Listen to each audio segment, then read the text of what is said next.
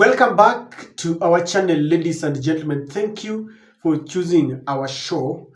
It is the third week of Gen Z demonstrations and protests against William Ruto and his punitive taxes, against corruption and wastage in the country.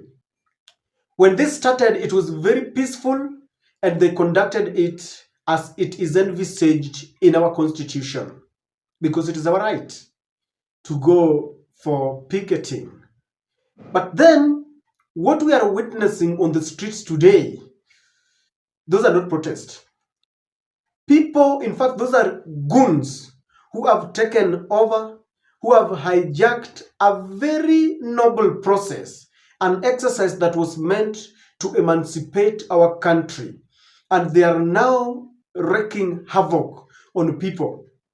Ladies and gentlemen, I have seen videos of, goons who have just taken over. They are burning vehicles, they are burning houses, they are vandalizing people's property. And this is not acceptable. In fact, I want us to look at these videos and tell me whether these are the Gen Z, because we saw them when they started. I want you to look at these people, whether they are the same people who are being described by the majority leader in the National Assembly, Kimani Chungwa, as a group who went to town in taxis, in Uber, and were taking selfies and would get into KFC to get some crunchy snacks. Tell me whether these are those, and tell me whether this is the kind of protest that we wanted, and tell me whether we will achieve this, because after this video, I want us to look at it holistically and know what is really happening. Kindly take a look.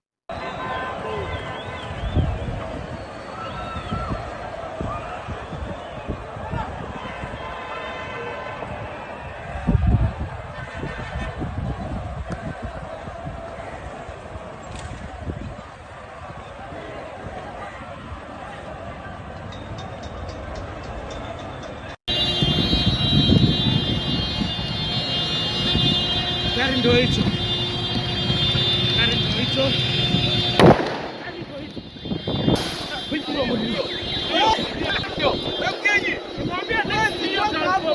Siwezi.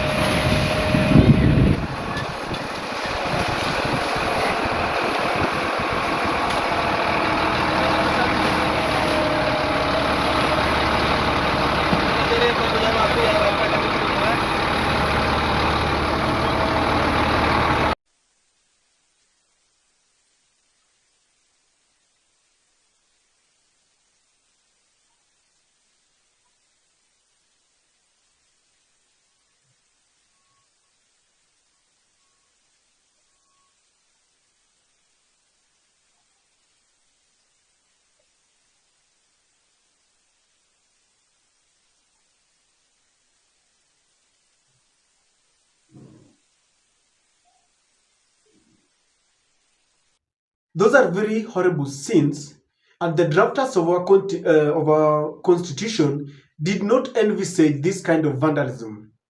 There's a reason why Kenyans were given this freedom and the right to picket very freely, without weapons and peacefully.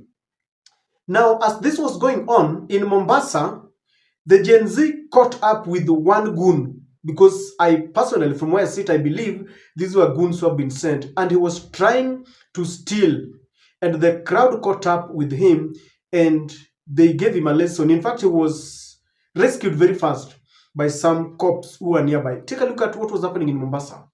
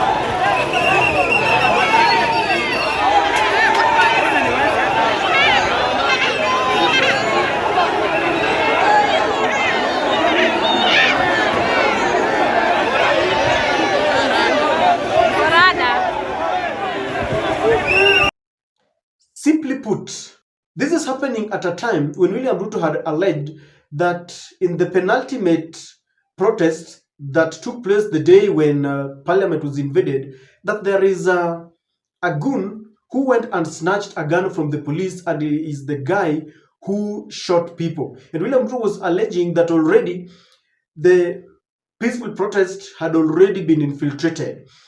I want to tell you without fear or favor that these are UDA goons.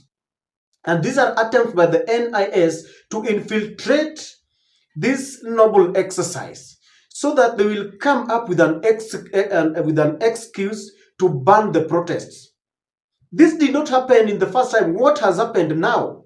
So goons are being sponsored. Where was the police? Because when you look at some of those, it's happening in broad daylight. It's happening under the full glare of the camera. Where was the police? In some video there, a police is passing by, meaning they are protecting those who are doing this. So they go to an extent of touching people's vehicles and houses so that they can come up with an excuse. Number two, it is also an excuse to shoot people with live bullets, because remember the courts had ordered that there is no, the police will not be using tear gas, neither will they be using rubber bullets, nor live bullets, not even water cannons, the water cannons. So this is happening so that the police can have this justification of killing our people. It's also happening to ensure that people fear going back to the demonstrations. You've seen them, stealing from someone, and they're taking everything. This is not the protest that was envisaged by Gen Z. Gen Z had a noble cause. They had a way of their doing things. But this is now goons. These are goons who have been sponsored. William Ruto had said that he was calling Gen Z for dialogue. So after this, you will see them all over social media saying that real Gen Z, the Gen Zs have retreated and they want dialogue with the president. That those who are on the streets are goons. Whether they are sponsored by the government, whether they are NIS, whether they are just people who have taken advantage, this must be condemned in the strongest terms possible. You cannot touch people's vehicles like that. It's bad, because people are fighting for equality in the country. Why ban someone's vehicle and all this? Why steal from people? And this is the reason why they caught this in Mombasa, and they harassed him, and that person could have even died. If we have to achieve our purpose, let us be very careful. And the youths who are being used to do this is going to happen for only a while. And then when normalcy gets back, the same people are going to suffer. I mean, this is unacceptable. And ladies and gentlemen, we should be very careful of government's attempts to block a noble idea, to block an exercise, to block our right to go for peaceful demonstrations.